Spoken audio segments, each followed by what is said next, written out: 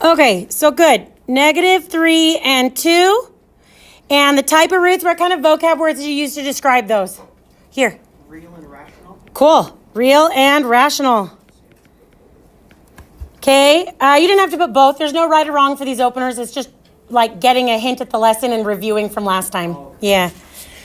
Now, on this one, it looks like the points are -2 and 4. And so I probably would have accepted that. But if you had enough time to do this quickly, I would have had you realize that -2 times 4 is -8. And this -7 here tells me that these aren't actually at -2 and -4. Or sorry, -2 and 4. Did anybody do them on their calculator and get the decimals? Anybody? What'd you get? Who did? I thought I still heard somebody say, uh-huh. No? Nobody did? Oh, They're like, heck no. How many decimal places? 2 or 3. -1.828 and 3.828. Perfect. Yeah, that's what they actually are, 3.828.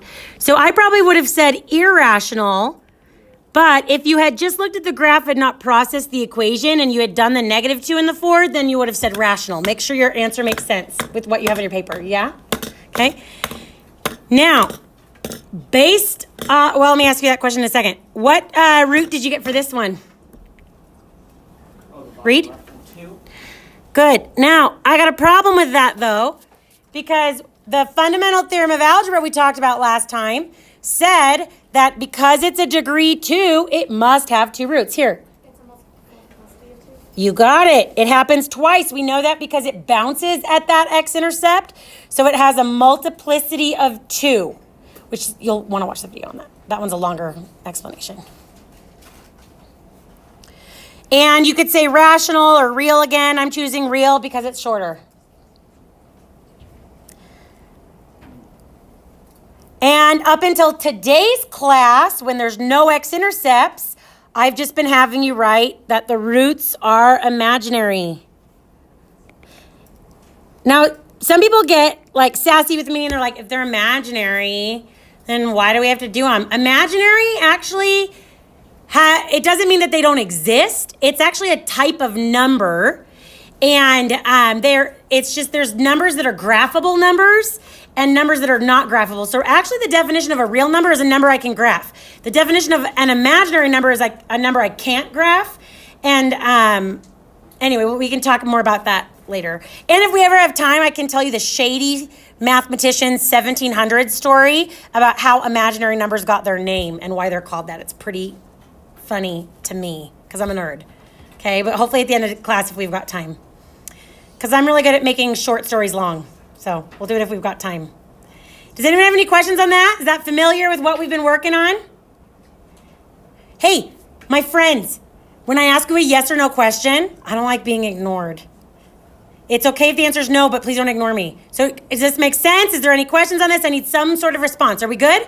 Yes. Feel good? Okay, thank you. Okay, did all the quadratic functions have 2 roots as predicted by the fundamental theorem of algebra? No. They didn't?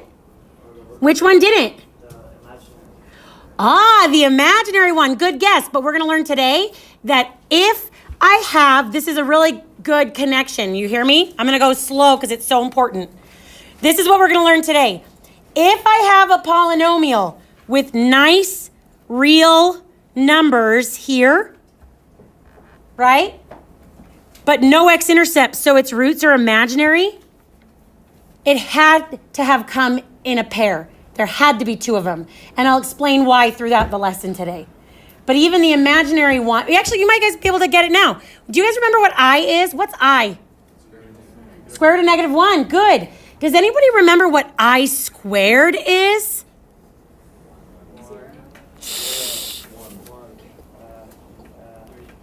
I is the square root of -1. I squared is -1. -1. Because when I square a square root, it just cancels, right? So the reason why I know that this one has imaginary roots and has 2 of them is because the only way to get rid of the I is to square it. I have to have two of them for it to turn from an I into a number. Okay? Again, if that doesn't make sense right away, that's fine. We're going to spend a lot of class worrying about that, but I'm just trying to foreshadow the idea. Okay? It's always important to keep previous strategies. You've learned your math bag of tricks. Okay, so things you could have done with this is you could have used, so look at the graph. You could use your calculator trace or quad formula, which I try and do as little as possible. But you could have. But I hate it. So you'll notice sometimes I talk about it, but I never do it on the board. Quadratic trace. That's not what that says. Oh, calculator. Calculator tracing, Okay. Alright. or quadratic formula. I need you to rememorize from last year. I is the square root of -1, and I squared is -1. Okay. And what I like to add to this list is that bad boy. What is that? So I squared, but then, Is it positive 1? yes. So these two are from last year. This one might be new, but your life today is way easier if you re-memorize that. And actually, I should probably put those on here also for those watching this sweet video.